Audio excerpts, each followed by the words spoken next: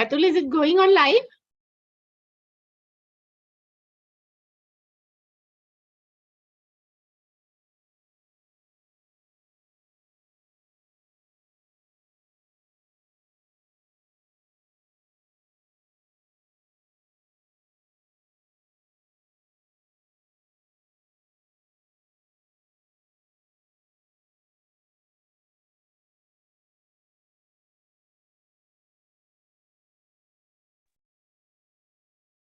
Ma'am, with all your due permission, we are live now. Yeah. Good evening, everyone. This is Batul from IJCP, and I would like to welcome all the viewers who have joined our platform for the better exchange of knowledge that is going to be shared by our eminent speaker. Well, ma'am needs no introduction at our platform, but indeed, every time whenever she is here at our platform, it's an honor for us to share the same platform with her and to introduce her. So she is none other than the very renowned Dr. Ritu Santwani, ma'am. Ma'am is the founder and CEO of 360-degree Healthcare Studio and obstetrician and gynecologist, as well as cosmetologist and infertility specialist. With the help of ma'am, we'll be taking a close look on today's topic, which is HPV vaccination. So before moving on to today's session, let us have a brief look on what the topic says. HPV vaccination is a critical preventive measure against the human papillomavirus, a commonly sexually transmitted infection. There are three types of HPV vaccine, namely 9V HPV, 4V HPV, and 2V HPV, licensed by the US Food and Drug Administration. All three HPV vaccines protect against HPV types 16 and 18, which causes most HPV cancers, including cervical, anal, and throat cancers. We'll be learning about these vaccines, MOA, side effects, and recommendations to reduce the incidence of HPV-related disease and promote public health with ma'am's wonderful insights that she has prepared for us. So now, without any further delay, I would like to welcome ma'am at our forum and would like to hand over the forum to her for her precious talk to begin. So ma'am, over to you. Yeah. Thank you, Batul. Thank you, IGCP. So, friends, I usually keep on doing the lectures on the different platforms because knowledge sharing is my passion. The what things I suffered and I was not able to get the knowledge at my time. So that's why when any of the platform approaches me for the lecture, yes, definitely I will be always ready. I think it will be more fruitful that post lecture. If you are having any questions, you can put that. So the mutual conversation will also increases the more knowledge. So now without further delay, I'm starting sharing my PPTs.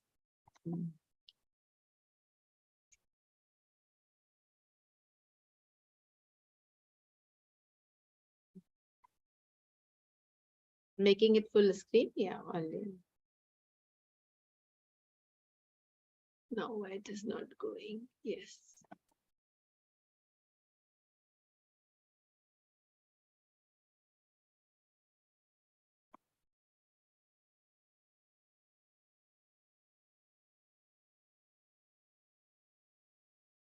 We all are getting in our OPD the patients for this different infections, and these days there is a lot of awareness and a lot of patients are girls are coming and asking us about the HPV also. So as usual, my all presentations will always start with Mata Durga Stuti. Ya Devi Sarva Bhuteshu Chikitsa Rupena Sansita Namastasyai Namastasyai Namastasyai Namo Namo. So friends, as we know, this is the picture for the cervical cancer. The cervical cancer disease burden in India. India has a population of 436.76 million women aged 15 years and older who are at a risk of developing the cervical cancer. So India accounts for 1/4 of the cervical cases and deaths worldwide. So what the statistics suggest that around 122,844 cases are detected new cases annually. It is the second common cause of the female cancer post the breast cancer. And it is the most common female cancer in the women of the age group 15 to 44 years of age group. So here, friends, we can see by this pie chart, the incidence in India is 122,844, while of the total world is 527,624. So India is only contributing a major chunk of 23%. while for the mortality in India due to this is reported up to 25%. So in India, we can see 67,477, while in total world 265,653 has been reported. So by this statistics, the data comes that approximately 185 women are dying every day due to cervical cancer. Approximately 8 women die every hour, and approximately 1 woman die in every 8 minutes. So we can see how commonly it is prevalent in our country also.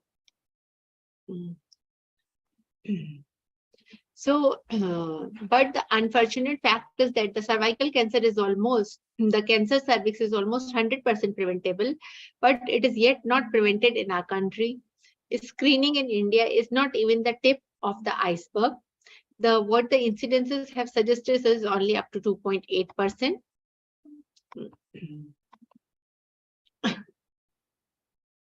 Actually, today my presentation is of half an hour because this is a very big lecture I had taken as an oration. So I will cut down some slides. So this is the picture of the Harold Zorhausen, who has got the Nobel Prize in Physiology of the Medicine in 2008. Now, the HPV is the necessary or the key cause of the cervical cancer. And he only given the study that cervical cancer does not and will not develop in the absence of the persistent or presence of HPV DNA. The studies have suggested that approximately 6.6% of the Indian women in the general population have the HPV infection at any given time. Most of the time, HPV infection does not cause any manifestation and is self-limited. So because this is a very, very common query once we get now the youngsters, when I will tell them that you have to take this vaccine, this is good. Most of the girls are telling me, ma'am, we are having no problem. Why should we take this vaccine? So we have to explain them properly that HPV infection sometimes does not have any manifestations. In some patients, if the immunity is good, it is self-limiting. It is observed that approximately 70% of the newly acquired HPV infections are cleared within the 1 year and approximately 20% in the next year. In some women, the infection persists and may cause the cervical cancer and other manifestations, including the oropharyngeal cancers, anogenital cancers, and genital warts. Friends, this Tuesday only I had a conversation at Kolkata with Professor Nancy Duran, who has done a major work for the human papilloma virus. So what the study she has shown, she shown in her presentation that these days, most of the persons who are coming for the oropharyngeal cancer, the chances are increasing very, very high. Because this in both and males and female, of course, the oropharyngeal cancers has been reported more in the males. So a lot of studies have come in the favor of this HPV. The studies have shown that more than 100 types of HPV has been recognized on the basis of the DNA sequence showing the genomic difference.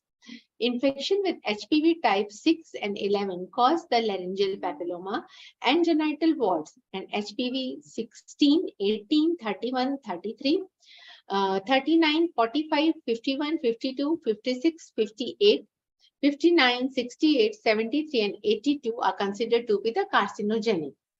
And as we all know, that 16 and 18 are account for the 75% of the cervical cancers in South Asia.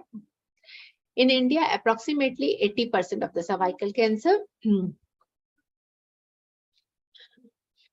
So friends, we all know this is a picture of our Bollywood actress Sonali Bendre.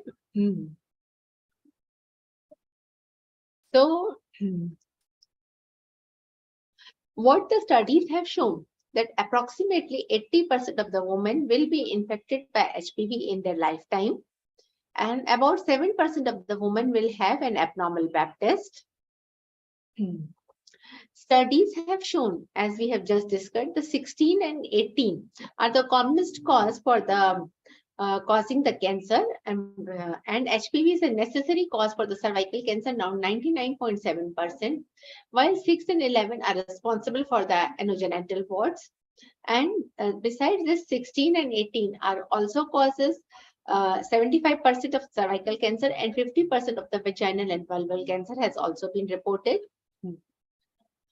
Friends, I am these days getting a lot of patients of the genital warts. What's your experience?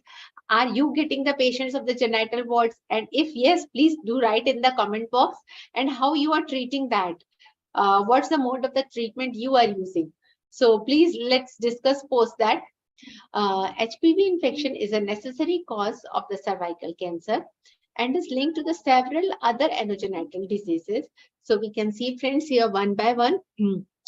The percentage cases attributable to HPV infection: cervical cancer 100%, vaginal cancer 70%, vulval cancer 43%, genital warts 100%, anal cancer 88%, oropharyngeal cancer 13 to 56%, penile cancer 50% has been reported.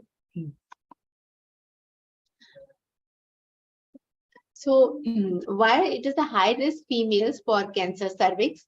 So friends, we all know as the HPV infection, number one, early marriage, multiple sexual partners, multiple births, secret smoking, low socioeconomic status, and poor personal hygiene.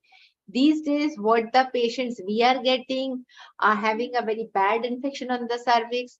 Of course, not early marriage, but the early sexual activity we are seeing these days. And multiple sexual partners is very common these days. So many patients we are seeing, and of course, the cigarette smoking. So the CS cervix screening to begin at 21 years, exception in the cases of the HIV positive patient, immunocompromised patient, or young patient with previously treated high-grade precancerous or cervix or any other cancer. Usually, we tell the screening should be from 21 to 65 years. Except in the high risk factors. Screening guidelines are same as for HPV vaccinated.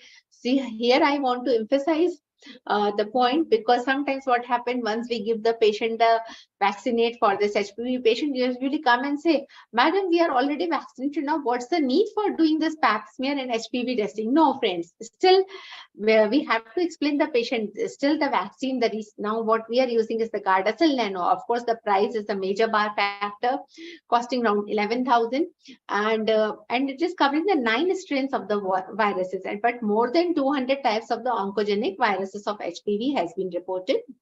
So how to protect yourself? First, the awareness is very important. Second, the vaccination is also very important. Third, the screening is also very important. So this is not like that only the persons of the low socioeconomic status, but all are at the risk of the cancer. So the oncogenic HPV acquisition by the age, the risk of the infection and reinfection remains throughout the life. Every woman is at the risk of the cervical cancer. HPV infections are very common, and up to 80% of the women will acquire the HPV infection in their lifetime. The risk of oncogenic HPV infection is high even after the first intercourse and continues throughout a woman's sexually active lifetime. The new infections decreases with age, and the risk of their persistence increases with age. The cumulative risk of acquiring cervical HPV in the woman with only one sexual partner is 46%. So when these days the patients are approaching us, yes, we have to ask them about the polygamy also. Now, who else at the risk of the persistent HPV infection and potentially cervical cancer? Yes, of course, the pap testing is definitely recommended. Females with the immune problems who are on the steroid medication, transplanted organs, chemotherapy, and HIV, and of course, the smokers. Ian Fraser, the Australian scientist, in 2006, he has been awarded as the Australian of the Year because he converted the extraordinary discovery into utilizable intervention by producing the HPV vaccine. So what he has shown, the natural HPV infection induces a weak immune response, no inflammation, no danger signals, local immunosuppression, no viremia. Vaccination induces the higher antibodies in the blood and site of infection. Vaccine induces a higher antibody levels in the blood, which means a higher antibody levels at the site of the infection. and these antibodies neutralize the virus and prevent entry into the cells.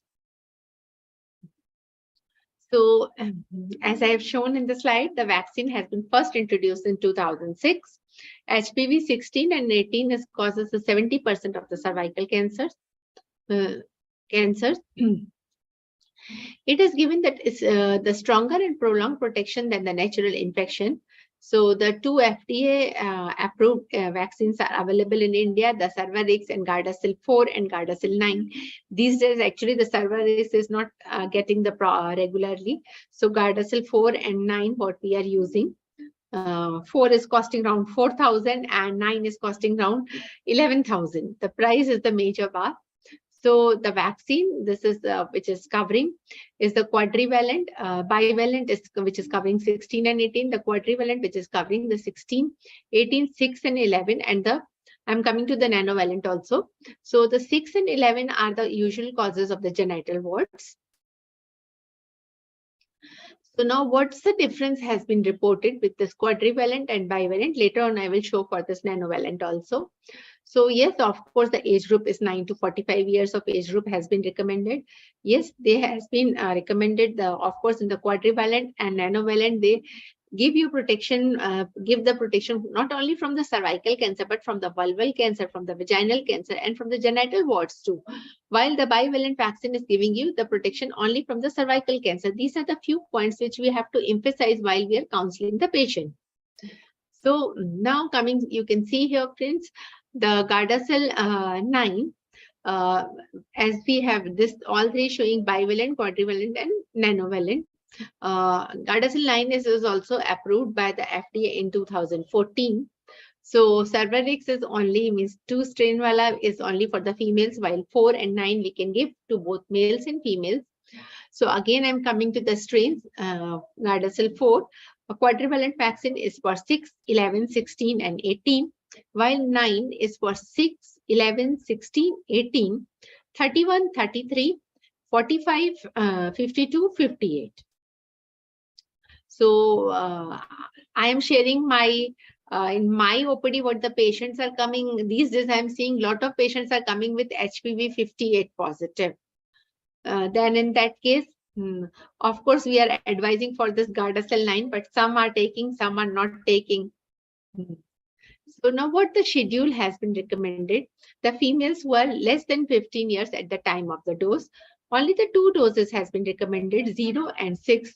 If the interval between the doses is shorter than 5 months, then the third dose should be given at least 6 months after the first dose. And if the females are more than 15 years at the time of the first dose, the 3-dose schedule, 026 or 016, we are following. So the 3 doses are still recommended for the people with certain immunocompromising condition from 9 to 26 years of age.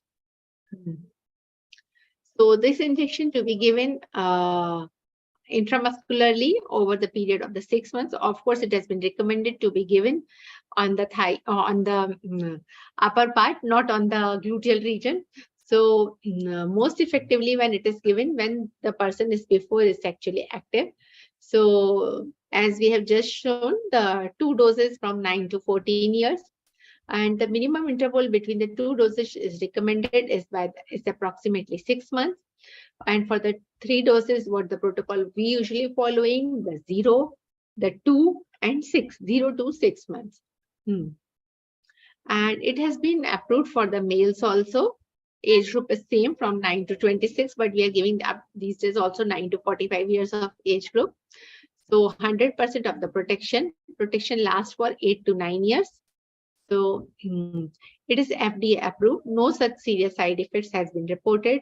It has been included as in many national immunization program, including UK, USA, Australia, and European countries. So friends, again, the studies have shown, this is the study which has been presented, which shows that how in Indian Journal of the Medical and Pediatric Oncology, the cervical cancer in India and HPV vaccination.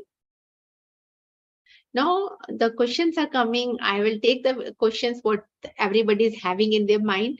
So I prepared this in the form of the question answer slide because we will get we are able to discuss some important things also. Yes, which is the best age to vaccinate? HPV vaccine should be given to the females from 9 to 45 years of age group for the prevention of cervical cancer. Then the question comes, do we need screening before getting vaccinated?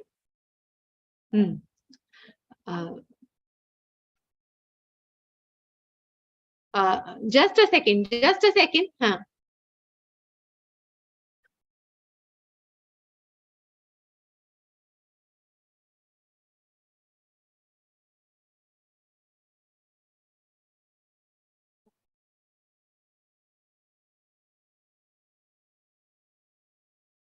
Sorry for this. Actually, the electricity has gone, so I have gone to switch over on the inverter. So sorry for that. Yeah. So, friends, so now what are the recommendations from the FOXI? The vaccinated women should be screened as per as the standard guidelines. Screening positive women. Positive women may be vaccinated after the counseling. Screening and HPV test is not required prior to the vaccination. So this is very important question, because most of the patients who are approaching us are telling usually like this, madam, is it necessary to go for the HPV screening before we are getting the vaccine? So no, friends, that is not required. Then this is a very important question. The patients ask, madam, we have taken the 2 shots of the one vaccine. Can we take the 3rd shot of the other vaccine? No evidence that HPV bivalent and quadrivalent vaccines are interchangeable. If the individual has started the course of the one vaccine, then the vaccination series should be completed with that vaccine only. So do we need to screen after the getting vaccinated? Yes. Regular cervical cancer screening recommended. Vaccines does not provide the protection against all types of HPV that causes the cervical cancer. Full benefits of the vaccines not conferred if the vaccine series is not completed. Women may not receive the full benefits of the vaccine if they were infected with HPV before receiving the vaccine. So now the question comes, can we give this vaccine at the time of the pregnancy and lactation? So friends, yes, not in the pregnancy, but in the lactation, yes. Most exciting development in the field of the cervical cancer control, the HPV vaccination in the postpartum period, which is highly effective and safe. So it not be recommended in the pregnancy. If the patient becomes pregnant after giving the first dose, no need for the abortion, no MTP is needed, but you can delay for the further doses post-delivery. Lactating females can receive the HPV vaccine and still continue the breastfeeding, as this is a vaccine without live viral DNA. So a lot of studies has been reported for this. Lactating women can receive the HPV vaccine and still continue the breastfeeding, because this is a vaccine without live viral DNA, as I already shown in the earlier slide also. So what precautions has been used? So this has to be, only the common side effects has been reported is the pain, redness, swelling in the arm when the shot was given, fever, a headache or feeling tired, nausea, muscle and joint pain has been reported in very few cases. So friends, in some patients, in some adolescents, the fainting has also been recommended. So it is reported, not recommended. So sorry for that. And recommended that the patient should sit during the administration and remain seated for 15 to 20 minutes after receiving the vaccine. So what are the do's and don'ts? The vaccine should be shaken well before the administration. Dose is 0.5 ml intramuscularly in the deltoid muscle or the upper anterior thigh. Schedule, as I told, the 0 to 6, the first and second dose, the minimum interval should be 4 weeks, either 0-1-6 you can give or 0-2-6. And between the second and third dose, the minimum time interval is the 12 weeks. Ideal what the protocol we are following is the 0-2-6, but you can give, if you want 0-1-3 also you can give. When what if a person does not get all of the recommended 3 doses? So what the studies have shown, the protection from incomplete schedule of HPV vaccine not known. If the gap in the schedule is longer than the recommended time, then continue from where it was left off. No need to restart the series. Can vaccine be given to a girl who has previously diagnosed with HPV infection? Yes. So, what's the benefited in these females who are the sexually active, because they are continuous risk of acquiring the new HPV infections, developing the cervical intraepithelial neoplasia and cervical cancer. Vaccination will not alter the progression of pre-existing HPV infection or development of consequences of infection. So, special situation, especially in the cases of the previous sin, also they can be given. And simultaneous administration of other vaccines can also be given, like Tdap and hepatitis B, only by the separate syringe and the different anatomic site. So what are the contraindications? Only the history of the hypersensitivity if any vaccine has been reported. Females with moderate or severe acute illness should be deferred until the illness improves. And it is administered with the other vaccine, as I already mentioned, in the different site and with a different syringe. So these are some different studies has been presented for the safety of this vaccine. What about the giving of this vaccine in the males? So friends, yes, the studies have shown that it is efficacious for the preventing of the genital warts was 89%. Efficacy for the prevention of the precancerous lesions of the anus was 78%. So there is this study has been presented by the Kaiser and Eggert for the 12-year for the effectiveness of this quadrivalent vaccine. They have shown, studies have shown the 0 breakthrough cases. This is a popular Nordic study. So, so the studies have shown that no such serious adverse events has been related to quadrivalent vaccine. Then friends, this one more study has come that by giving this vaccine, how it is successful and what are the future challenges in reducing the cervical cancer has been reported. This is from the PubMed. Then, yeah. Then I'm showing the few slides of the genital warts, what the patients I am getting very frequently. So friends, we can see these kind of the lesions we are getting in the patient's private parts. The incidence of this genital warts are keep on increasing. Earlier it was 6%, 11, 10.5, and now it is around 15 to 20%. So, yeah. So vaccination in the males, the quadrivalent vaccine is for the boys and young men, was also licensed by the US in 2009. 90% effective in the young women for the prevention of the HPV infection, which includes the genital warts and epithelial neoplasia. So friends, this is the photograph of the Jade Goody, who has participated in the Big Boss, and she had to leave the show in between because her pap smear report came positive. And later on, she expired due to cervical cancer only. So a very hard work is needed for more and more awareness and to make our India cancer cervix free. So we have to spread the message that vaccine is preventable, the cancer, and it saves the lives. So HPV vaccination is the best way to prevent many types of cancer. So it is recommended from the ages of the 9 to 45, as I told.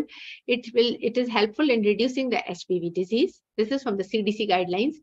So optimal timing for primary prevention is before the exposure. From the WHO, this quote while I'm making the PPT yesterday only, I added, HPV infection is sexually transmitted and usually acquired within the first few years following sexual debut. Ideally, therefore, the vaccine should be administered before the sexual debut or before any risk of exposure to HPV. So friends, we don't have to wait. We have to vaccinate as early as possible. Thank you for your interest and your time.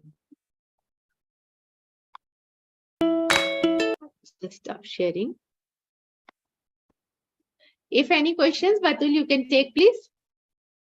Thank you so much, ma'am. Thank you for your wonderful talk. Though you don't need any compliment from my end, but yet it's our pleasure and honor to have you at our platform and listening to your talks. Every time it's so overwhelming because the way and so energetically after such a tiring day, you come and you give your talk with so much of enthusiasm just for the dedication to embrace everyone with the knowledge that you have. That's really amazing, ma'am.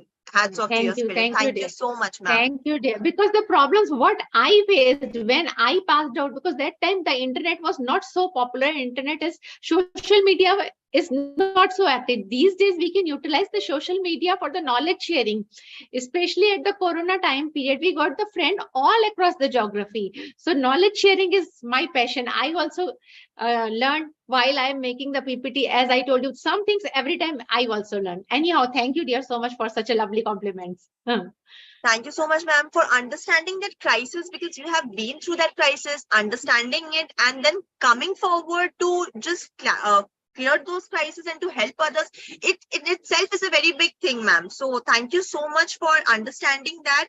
From our heart, we are actually thanking you for your for your spirit and for your hard work, for your efforts that you put in. So thank you so much for that. And it's really our honor to have such eminent personalities associated with us. So thank you for giving us this opportunity, ma'am. Thank you so much. So moving on to the question answers round, we have received few questions from the participants. So I would like to put across the first question, which is from Dr. Naina. Dr. Naina from Hyderabad wants to know, what are the risk factors for EV, human papillomavirus infection? For human papillomavirus infection? Yes. What is the risk factors for EV? EV is stands for epidermodysplasia verruciformis. That is what she has written here. Again, come again. What she has written? Epidermal? Yeah. It's epidermodysplasia verruciformis. But that is for the dermatology, not for us. So you can ask me the questions which are related to the gynec. See, anyhow, in nutshell, I can tell to Dr. Naina, yes, of course, once you are giving this HPV infection, the patients, what we are seeing of the genital warts also, that patients will also be helpful. I have treated the patients who are having a big genital warts. Of course, with the medication and with the vaccination, the miracle results. But what you are specifying, the epidermolysis, that better the question will goes to the dermatologist. All right. So, Dr. Naina, I hope ma'am has given your answer. So, we will take up the next question, which we have received from Dr. Simran from Chandigarh. Ma'am wants to know, how is genital or a human papillomavirus infection transmitted from mothers to infants? From mothers to infants is not such as reported, but from partners, yes, reported, but not in a higher incidence, because Batul, these days everybody is so attentive. See, what we say, that is, the youngsters are coming to me and telling to me, madam, we had not done the penovaginal intercourse. How this infection has happened? We had done the, see, I am very little bold on this platform, because these are the common scenario what we are seeing in our daily practice. Right. The youngsters are coming to me and telling me, madam, we are having a intercourse with protection, with the condoms. Never we had done the sex without the protection. So how come you can say that this is due to the genital, this is the genital infection and this is the STD? So friends, here we have to specify the patients, because this HPV is not only spreading from the penogenital intercourse, but it is transmitted from the body fluids also, as Dr. Simran has taken out the point. That is also very good. So because from the kissing, from the fingering, from any of them is touching of the mutual touching of the genitalia, from if there any body fluid, from that also the HPV is transmitted. So yes, if the mom is having the big genital warts, yes, in that case we prefer to go for the cesarean section, not for the normal delivery. Thank you so much, ma'am. Thank you for putting across such an important point for this question. I hope Dr. Simran has received her answer. We will move to the next question that we have received. And this question is from Dr. Radhika. Dr. Radhika wants to know how to make effective HPV vaccine recommendations starting at the age of 9. That I already shown you in the presentation. Yes, you have to counsel the patient properly. See, what usually I do once the lady is coming to me for any problem like PCOS, for menstrual irregularity, I usually ask them their history, that how many kids you are having. Every gynec is asking. So we usually, once we counsel the patient for the vaccination, we counsel them that yes, if your girl is there, you're having a girl child, if it is more than 9 years or so, so next time when you're coming with along with you, you please get that child also, that So along with you, her vaccination is also going to be completed. Yes, of course, the cost is a major factor in our India, especially for Gardasil 9, because 9 vaccine is available only from them only. 11,000 per shot is really a costly factor. But some patients are really ready to take, but some are still reluctant. But we have to counsel. Counseling is very important in these cases. Thank you so much, ma'am. Thank you for putting across such an important point of counseling, which is very important in today's days in any aspect. Yeah. So thank you so much. We'll move to the next question that we have received. And the question is, what is the impact of HPV vaccine on HPV prevalence characteristics? HPV prevalence characteristics. Right. If you are, yeah. So prevalence characteristic, no, not such any studies are there, not much studies are there. But of course, once means this, I am telling you based on my clinical practice. While making the slides, I also searched for this, what the doctor has asked the question, but not such much more studies are there on the guidelines. But yes, of course, once you give this vaccine, the clinical manifestations, what the patients are having the problem is little less, especially in the cases of the genital warts, I can say, because cervical cancer, in most approximately 70% of the patients are coming the asymptomatic.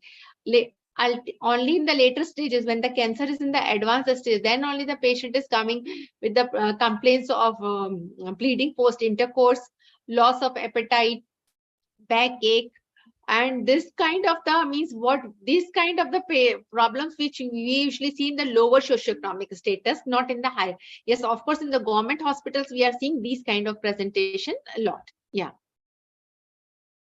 Thank you so much, ma'am. Thank you for answering that question. That was the last question for today's session. And Okay. I would also like to thank all the viewers for being here with us throughout the session, for giving us their time during, I mean, this is the dinner time that we are having actually. And at this point of time, they are giving their valuable time to us. So thank you to all of them for their ardent participation. And last but not the least, ma'am, thank you once again for your time, for your efforts on our platform. So with all your last comment, ma'am, we can conclude the session here for today. Yes. Most welcome, Batul. Yes, I am always ready for sharing this knowledge. So friends, I also want to say, yes, more and more we have to share these things. Once we share, the lot of people will be benefited. And all of you can connect with me on any of the social media, YouTube, LinkedIn, Instagram, or the Facebook. And if any related comments related to this, if any questions you want to ask me, I think the program has gone live on the Med Talks. You can put in the comment box. I will try to reply. If not possible today, tomorrow or day after tomorrow, I will try to reply